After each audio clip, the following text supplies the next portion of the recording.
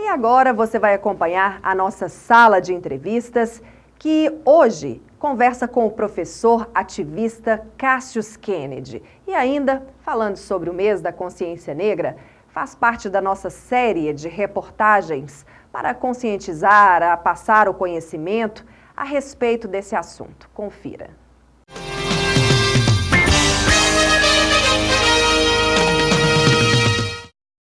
Para falar também sobre a consciência negra, nós convidamos aqui o professor Cassius Kennedy. Seja muito bem-vindo, Cassius. Obrigado mais uma vez, Thalita. E vamos começar por o que é a consciência negra? Qual a importância dessa data? Bacana. De um tempo para cá, datas, eventos e pessoas estão sendo rediscutidos, né? Existe uma disputa pela memória de alguns acontecimentos. E a consciência negra vem nesse sentido também.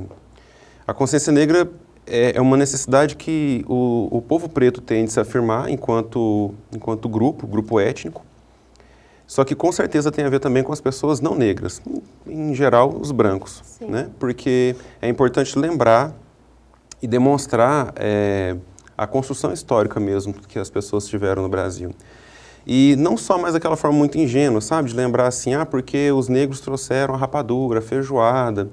Isso é importante, mas é um outro nível. Essa consciência negra vem, por exemplo, discutir a abolição.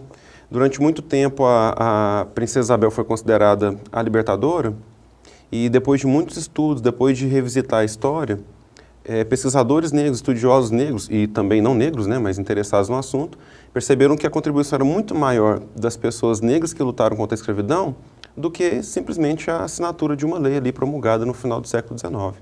Então a consciência é trazer esse tipo de debate, sabe? Trazer à luz. Certo. E nesse meio, né, onde as pessoas estão com discussões muito acaloradas a respeito da política e de algumas personalidades históricas aí, as pessoas acabam criando algumas histórias fantasiosas. Por exemplo, o Zumbi dos Palmares tem muitas histórias fantasiosas que giram em torno dele. Eu gostaria que você explicasse quem foi Zumbi dos Palmares. Sim. Eu vou usar como exemplo o desfile da escola de samba desse ano.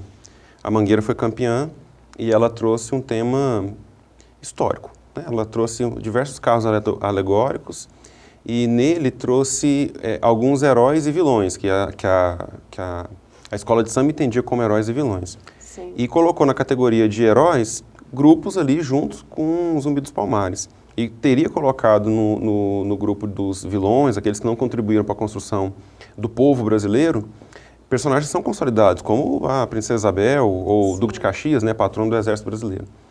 E dentro dessa disputa, onde grupos tentam dar luz para personagens e outros tentam diminuir a evidência deles, o Zumbi dos Palmares é um. O Zumbi dos Palmares foi um africano no Brasil, livre, né, ele não foi escravizado. Cresceu como livre, foi criado por religiosos católicos no Brasil, na região ali do Alagoas, e em determinado momento ele foi. Existe uma romantização também de que ele sentiu o chamado e foi libertar o seu povo, né? A verdade é que ele foi sim para a região dos Palmares, onde tinha vários conjuntos ali de mocambos, que no seu conjunto é chamado de Quilombo dos Palmares.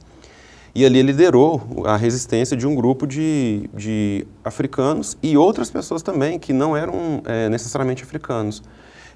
Pessoas que fugiam da justiça, que fugiam da igreja, pessoas brancas, judias, enfim.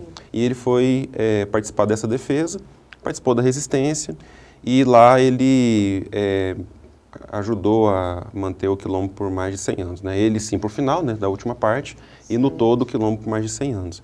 Então, a figura, com certeza, um líder e um herói para a resistência negra, isso sem dúvida. Muito interessante. E saiu um dado recente, né, que mostra que mais da metade dos alunos de universidades públicas, federais, são negros, que é uma história que gerou muita discussão, né, muitas controvérsias. Será que esse dado, na verdade, não negros, né, negros e pardos? E pardos, isso. Será que esse dado realmente é verídico? Olha, e realmente está muito, né? Isso é super recente esse dado. Bem recente. E isso motivou uma série de debates. Redes sociais, então, pelo menos no grupo que eu faço parte, na bolha que eu faço parte, se discute muito isso. No caso específico das universidades, Eu não sei até onde esse dado ele é verídico. Lógico que é uma pesquisa e essa pesquisa ela é feita em cima de dados específicos.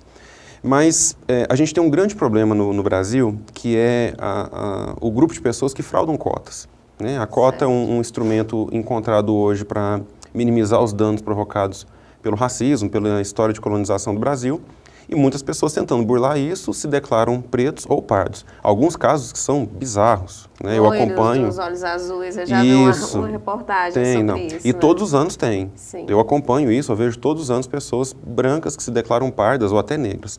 Isso acontece por uma falha do sistema mesmo. Algumas universidades estabelecem banca e entrevista. Quer dizer, na entrevista, o entrevistador ele vai ver se aquela pessoa tem os traços de pessoa parda ou preta. O nariz, o lábio, a cor da pele, a textura do cabelo. Então, nas instituições em que não tem uma entrevista, passa. Infelizmente, passa. O que você declarar é o que vai estar lá. E em cima dessa declaração são os dados que eles fazem, esse tipo de divulgação. E continuando aqui nosso assunto sobre a consciência negra, hoje ainda há racismo, ainda existe o racismo.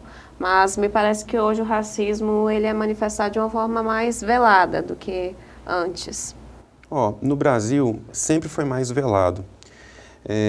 Houve um esforço muito grande das instituições em tornar o racismo não agressivo. Então, se compara muito com a experiência americana, por exemplo, né, dos Estados Unidos, em que há enfrentamentos duros entre as raças, muito forte, violento, todos os dias. Não só com negros, né? Com latinos em geral, com agora, asiáticos. Isso, com judeus, com asiáticos, com árabes principalmente. E lá é muito forte. Então, são dois enganos que a gente tem. O primeiro de que o fato de não ter um enfrentamento não seria racismo. E o outro é que existe esse enfrentamento, né? Todos os dias, jovens negros são violentados, sobretudo em periferia, sobretudo nas grandes cidades, nas favelas. Então, são dois enganos que a gente tem quando a gente faz esse tipo de comparação. Então, o racismo existe sim, o racismo mata, né? As pessoas morrem todos os dias simplesmente porque não se enquadram dentro de um padrão que foi estabelecido. Então, ele existe. E ele está entranhado. Ele está entranhado nas instituições, na estrutura. Quando a escravidão acabou no Brasil, não acabou por uma pena, uma piedade, um esclarecimento coletivo de que os negros não deveriam ser escravizados mais, mas porque mudou a estrutura econômica. E mudando a estrutura econômica, aquela forma de trabalho já não servia mais. Sim. E durante um tempo antes da abolição, foi preparado o terreno para que essas pessoas que antes eram escravizadas continuassem a parte da sociedade. Então, a gente vai olhar na história, tem leis que proibiam o ingresso de negros na escola, dificultava o acesso à terra, que é algo que poderia libertar economicamente uma pessoa. Sim. Já na República, lei dos vadios, né, que a pessoa que fosse pega vadiando, ela poderia ser presa. Mas veja bem, se o Estado não oferece trabalho, não oferece escola, você vai criar os vadios, né? Então você... Não tem ocupação mesmo, Se você cria a circunstância e depois cria a punição. E você vai encarcerando essas pessoas pretas e tirando elas da sociedade mesmo, né? Então proíbe o samba, proíbe a capoeira, cria uma lei ali de vadios. Então você percebe que as instituições estão sendo preparadas para afastar o negro. É muito bacana a gente passar para esse nível do debate, porque o racismo não é eu com você, você comigo, não está no plano individual. Sim. O racismo ele é grande, ele é de corporação, é de empresas, de instituições. Então, nós somos levados a reproduzir certos discursos porque a estrutura em si é racista. E dependendo de mim ou de você, existe uma estrutura que vai moldando as pessoas para isso, sabe? Então, nós temos que atingir diretamente a estrutura, porque é a estrutura que vai ser capaz de modificar uma legislação. Existem várias vertentes do movimento negro, né? Existe o movimento negro liberal, que acredita que se o negro se enriquecer, ele vai estar livre. Existe o movimento negro que vai discutir o quanto que a mulher negra e o homem negro têm diferença na sociedade. Então, aquele que fala que quanto mais clara a cor da pele, menos grave ele sofre, né, esse racismo. Isso seria o colorismo, né? Que o isso, tem fala quem discute que isso. Tem pessoas que são negras, mas têm um tom de pele mais claro. Então, eles sofrem menos preconceito na sociedade, é mais aceito em alguns lugares. E as pessoas que têm aquele tom de pele mais escuro, elas não são tão aceitas assim nos espaços. É mais fácil passar por branco, né? Quanto mais clara a pele, é mais fácil passar por branco, sobretudo se a pessoa teve algum tipo de ascensão social. Então, se discute isso também. E tem uma vertente do movimento negro que fala que só vai acabar o racismo quando destruir o sistema capitalista. Então, tem vários níveis. E é interessante a gente entender todos esses níveis, né? Sabe? Essas discussões todas. Hoje, a gente percebe que se usa como exemplo o alcance dentro de uma instituição, o negro. Por exemplo, a Maju Coutinho, ela é âncora lá agora do jornal Hoje, né? Durante o tempo teve o Jornal Nacional. Ou o Obama foi presidente dos Estados Unidos.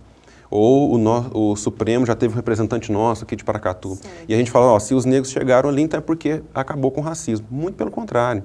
Esses são exemplos, são exceções que não servem de regra. São exceções, né? A gente não pode estar apegado às exceções, a gente tem que prestar atenção à regra. Isso, a gente pega, por exemplo, o Supremo, que teve um ministro negro, mas ele continua, via de regra, encarcerando pessoas pretas. Nessa época que a gente está de briga política, disputa, muitas pessoas desvalorizam também os movimentos, né, de luta pela consciência negra, os movimentos negros. Como que você vê essa questão?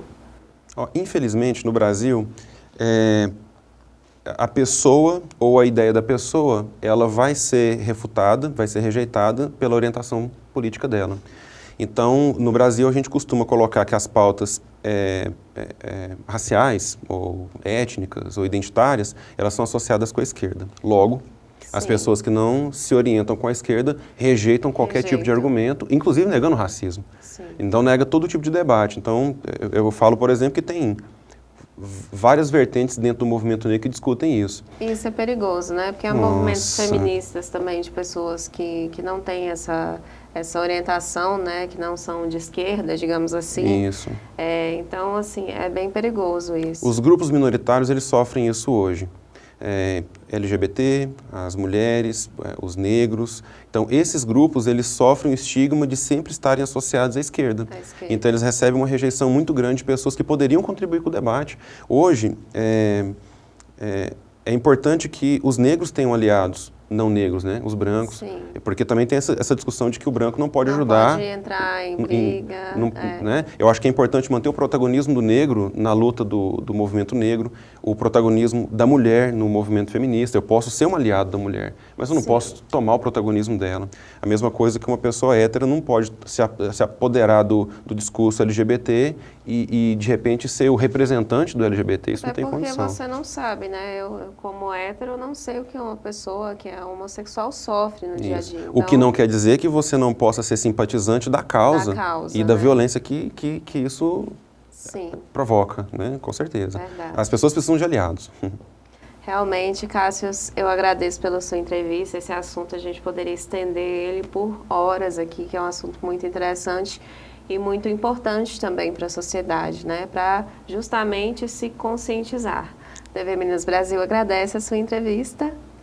E vamos voltar para o estúdio. Eu que agradeço. Até logo.